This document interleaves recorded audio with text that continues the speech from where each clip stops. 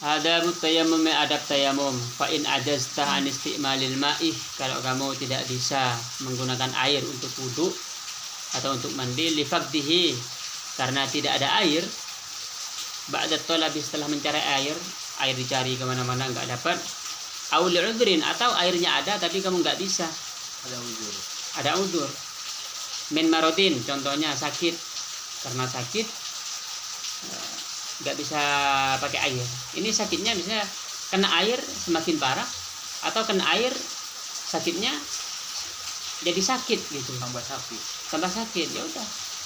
Atau sakitnya ini kalau kena air pedih misalnya, tidak udzur, boleh nggak pakai air.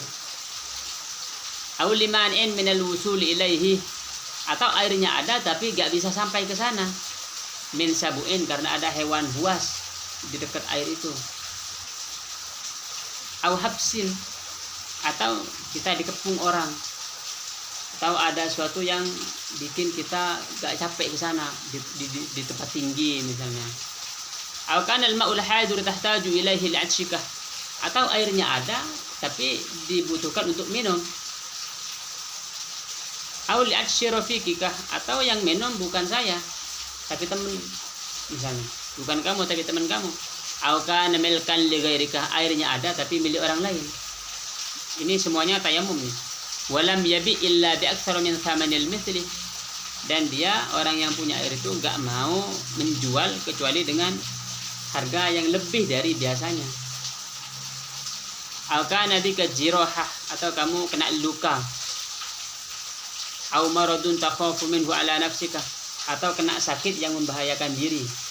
Kalau kena air mati misalnya, atau pingsan. Fasbir hatta yadkhula waqtul faridati, maka bersabarlah, enggak usah tayamum dulu sebelum masuk waktu tayamum, karena tayamum ini harus masuk waktu. Tumaksir su'idan tayyiban, lalu carilah tanah yang baik, alaihi turabun khalisun, ada turabnya, debunya, khalisun murni, tahirun suci, layyinun yang lembut. Fadrib alaihi bikafaikah, tepuk pakai dua telapak tangan, dhamman baina asabi'ika, jari-jarinya dirapatkan. Wan wistibahata fardis sholatih, niatnya nawaitu tayammumah listibahati fardis sholatih, wamsah bihima wajhaka, lalu telapak tangan ini buat apa? Buat ngusap wajah kamu, kullahu marratan wahidan, semuanya satu kali seret. Wala tatakallaf isolal gubar ila manabiti sya'ri khafa au kathur, gak usah berusaha keras untuk menyampaikan tanah ini ke tempat apa, ke manabiti sya'ri, ke tempat tumbuhnya rambut, gak usah, cukup aja khafa au kathufa, rambutnya banyak atau dikit, kering tipis atau banyak. Tumanzi khatamak, lalu cincin kamu lepas. Wadrib darabatan tsani wa farjan ma baina asabi'ik, lalu pukul lagi ke tanah dan jari-jarinya dibuka, yang kedua dibuka, tadi kan ditutup tuh, sekarang dibuka. Wamsah bihima yadaika ma'amir faqaik, lalu dibuat mengusap tangan, kedua tangan hingga siku. Fa illam tastawihu ma fadrib ukhra ila an tastawihuma, kalau ternyata satu tangan tadi ternyata enggak sampai ke siku, maka ambil lagi agar sampai sempurna dari tangan, dari jari sampai siku. Sumam sa'ihda kaffaika bil ukhra, lalu usap salah satu telapak tangan kamu dengan yang lain. Wamsah ma baina asabi'ik bit tahlil, lalu usap selat-selat jari ini dengan diselat-selati. Wasalli bihi fardan wahidan, lalu udah setelah itu sholat fardan wahidan, satu fardu. Duhur tayamum, asar tayamum lagi, wa ma syi'ta minan nawafil, kalau sholat sunnahnya berapa aja, gak usah tayamum lagi. Sholat sunnah duhur, sholat sunnah asar, sudah cukup satu itu. Tapi kalau untuk sholat fardu yang lain harus tayamum. Jadi tayamumnya kalau sehari semalam berarti 5 kali. Fa in aradta fardhan tsaniyan fasta'nif tayammuman akhar, kalau kamu pengen melakukan fardu yang lain, maka kamu harus memulai tayamum yang lain. gitu. Dan kalau lalu beradab, masih banyak adab-adabnya nih ya. Adab semua nih ya, Tat. Iya, adab semuanya. Tapi kok fikih gitu ya. Enggak, ini adabnya. Adabnya beda dengan fikih. Dengan fikih beda. Ya. Sunnah-sunnahnya ini dipakai. Gitu. Jadi ini adab di dalam ibadah-ibadah. Di dalam toharoh ini. Kenapa tasawuf itu fikih kata kamu tadi? Karena tasawuf itu sebenarnya adalah syariat, tetapi ditambah. Jadi tasawuf itu sebenarnya fikih, tapi ditambah adab zahir, adab batin. Zahir itu fisik, perbuatan amal, jarihah, anggota badan. Adab batin, bersyukur, Nggak boleh sabar, nggak boleh sombong, jaga mulut. Kalau disakiti orang jangan balas. Iya benar. Jaga mulut terutama yang perlu dijaga kepada orang-orang yang terdekat, kepada ayah, kepada ibu, kepada saudara. Yang dekat banget tuh. Kamu misalnya dengan saudara ada ibunya ngomel misalnya.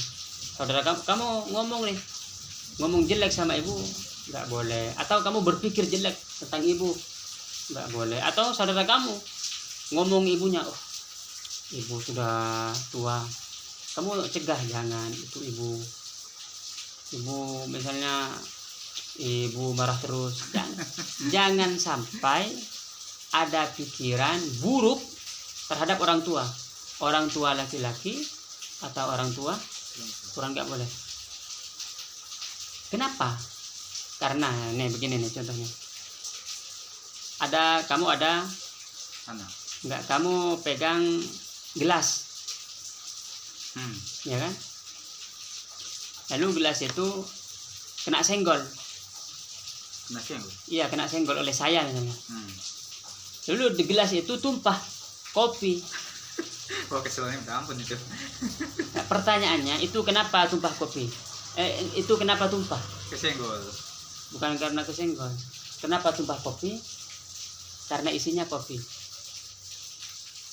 Ngerti gak? Kalau kamu disakiti orang, ya kan? Kalau kamu disakiti orang, lalu keluar kata-kata jorok, itu kenapa? Kenapa? Karena isi kamu jorok, ya kan? Ya. Jadi seharusnya kalau tadi disenggol itu, kenapa tumpah kopi? Kenapa tumpah? Bukan karena disenggol. Kenapa tumpah kopi? Bukan karena disenggol. Karena isinya kopi itu. Jadi kamu kalau pikiran buruk kepada siapapun sebenarnya, kepada guru, kepada istri kalau tidak punya istri, kepada ayah, kepada ibu, kepada saudara, karena isi pikiran kamu kotor. Apapun yang dilakukan oleh orang itu. Kamu ada pencuri nih. Ada pencuri. Kalau kamu pikir kotor, macam-macam lah. Atau kalau pencuri kan memang sudah buruk misalnya, nggak usah dicaci. Kalau dipukul nggak boleh. Kalau dipukul juga yang mencuri apa gitu kan, misalnya mencuri duit, kayak yang itu, yang kemarin contohnya yang siapa, Imam Suyuti itu yang dicuri sendalnya lalu dikasih lagi. Bukan, ya maksudnya begini maksudnya. Kalau duit ya keenakan pencurinya kita. Gimana? Kalau duitnya enggak, maksudnya kalau kamu hatinya bagus, apapun yang terjadi, misalnya kamu dicaci maki nih, sama saudara, kamu nggak akan ngomong nih. Karena hati kamu sudah bagus, kamu doanya apa? Semoga dia dapat hidayah. Tapi nggak keluar dari sini. Karena kalau sudah keluar dari sini, nanti dia dengernya, kalau dia denger kayak kita tersinggung atau ngoceh, apalagi ke orang tua gitu, terutama ibu. Jangan sampai berpikir buruk tentang ibu, apalagi sampai gitu. Sama juga sebenarnya ayah juga. Jangan sampai jangankan ngomong, berpikir buruk aja jangan, karena orang tua itu pasti menghendaki kebaikan. Kalau nggak setuju, diam, jangan komen. saudara, sama juga saudara. Nanti yang nolong kita kan saudara tuh. Oh diskusi. Kalau ya diskusi, tapi dengan adab. Dan jangan sampai suaranya Tinggi. lebih tinggi daripada ayah atau ibu, walaupun kamu benar. Apalagi salah, walaupun kamu benar. Mending kalau diskusi sudah memanas, sudah diam. Tapi kalau diskusinya santai, misalnya nanya-nanya, gimana ke warung nggak? Kamu lagi capek, walaupun capek sebenarnya, ya udah ayo. Yang penting orang tua nih senang. Orang tua yang penting kan, ya kita bisa ngatur. Kalau misalnya lagi perbuatan dosa, ya kita nggak ikut. Kalau perbuatannya dosa. Tapi kalau misalnya perbuatannya nggak senang ke kita, tapi bisa senang kepada orang tua, karena nanti anak kamu akan memperlakukan kamu Seperti sebagaimana kamu memperlakukan kamu terhadap orang tua. Baik perbuatan, baik perkataan, baik pikiran. Itu benar tuh. Nah, kalau saya sendiri nih, saya pikir-pikir, kan saya sudah punya anak nih. Sudah pikir-pikir nih apa yang saya lakukan dulu buat orang tua. Dipikir ada nih satu masih tunggu nih. Gimana itu? Semoga tidak terjadi. apa itu ya? Hah? Kalau keburukan tidak boleh cerita ke orang. Beneran. Kamu nih. Itu kan kalau kan nanya kan. Nggak, walaupun nanya. Oh, boleh juga. Nggak boleh. Keburukan kamu cukup yang tahu hanya kamu sendiri dan Allah.